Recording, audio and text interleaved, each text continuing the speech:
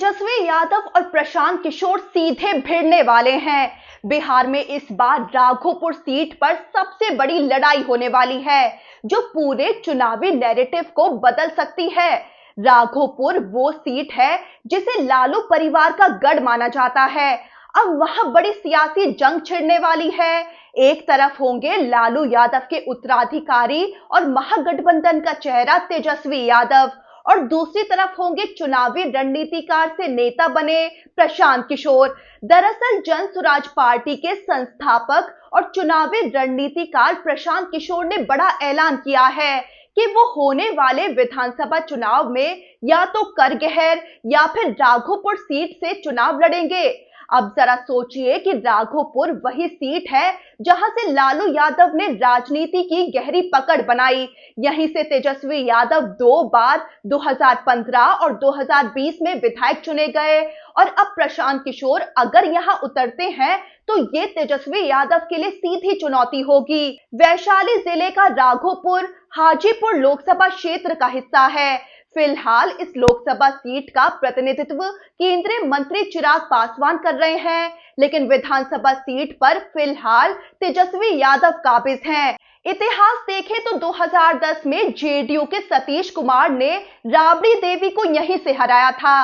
यानी ये सीट लालू परिवार का गढ़ जरूर है, लेकिन मजबूत किला नहीं है, इसे तोड़ा जा सकता है। तो आरजेडी की टेंशन क्यों बढ़ रही है? राघोपुर में चुनावी मुकाबला कभी आसान नहीं रहा है। बीते 4 चुनावों के आंकड़े साफ बताते हैं कि यहां जीत का अंतर हमेशा बहुत बड़ा नहीं रहा है। 2005 में लालू यादव ने जेडीयू के सतीश कुमार को 22,000 वोटों से हराया था, लेकिन 2010 में बाजी पलट गई।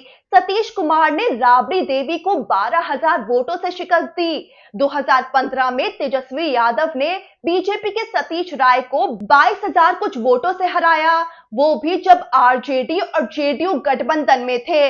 और 2020 में तेजस्वी यादव ने बीजेपी के सतीश को 38,000 कुछ वोटों से शिकस्त दी। इन आंकड़ों से साफ है कि यादव मुस्लिम गठजोड़ आरजेडी को मजबूत तो करता है, लेकिन गैर यादव वोटरों का ध्रुवीकरण बाजी पलट भी सकता है।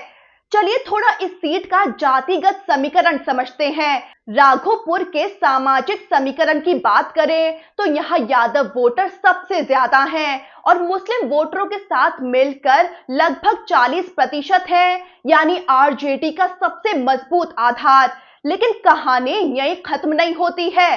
राघोपुर में 15 से 20% राजपूत और करीब 25% ईबीसी वोटर भी निर्णायक भूमिका निभाते हैं, और अगर ये गैर यादव वोटर किसी एक तरफ शिफ्ट हो गए तो तेजस्वी यादव के लिए मुश्किल खड़ी हो सकती है। याद रखिए 2010 में जब राबड़ी देवी हारी थी, तब यही गैर यादव वोटरों का गठजोड़ काम आया था। और अब प्रशांत किशोर खुद ब्राह्मण समुदाय से आते हैं, तो जाहिर है कि वो राजपूत और ईबीसी वोटरों को साधने की पूरी कोशिश करेंगे। अब प्रशांत किशोर की रणनीति समझे तो प्रशांत किशोर सिर्फ नेता नहीं बल्कि मास्टर स्ट्रेटेजिस्ट हैं। उन्होंने कई राज्यों की राजनीति में खेल बदला है, और अब अपनी पार्टी जन स्वराज के जरिए वो बिहार में तीसरे विकल्प की तलाश कर रहे हैं। उनका एजेंडा है विकास, रोजगार और युवा, और यही वजह है कि वो सिर्फ जातिगत राजनीति पर नहीं बल्कि बिहार के नए मुद्दों पर वोटरों को आकर्षित करने की कोशिश कर रहे हैं। जानकार मानते हैं कि प्रशांत किशोर अगर राघोपुर से उतरते हैं तो मुकाबला केवल यादव वर्सेस बाकियों का नहीं रहेगा, बल्कि विकास और युवाओं के मुद्दे भी चुनावी विमर्श का हिस्सा बन जाएंगे। वहीं आपको बता दें कि राघोपुर विधानसभा सीट हमेशा से बिहार की राजनीति में अहम रही है, और इस बार यहां प्रशांत किशोर वर्सेस तेजस्वी यादव का मुकाबला बिहार की राजनीति का नया चेहरा गढ़ सकता है।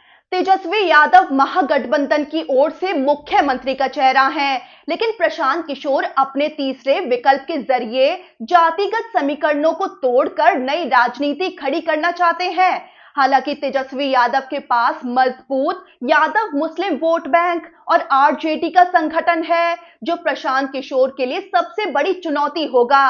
लेकिन अगर प्रशांत किशोर यहां उतरे तो सीधा असर सिर्फ राघोपुर तक सीमित नहीं रहेगा, बल्कि पूरे बिहार के चुनावी नैरेटिव में बदलाव ला सकता है, क्योंकि मुकाबला होगा जाति वर्सेस विकास, परंपरा वर्सेस नया विकल्प।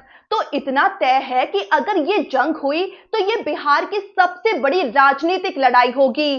तेजस्वी यादव और प्रशांत किशोर की टक्कर और राघोपुर बनेगा बिहार की राजनीति का महाभारत का मैदान।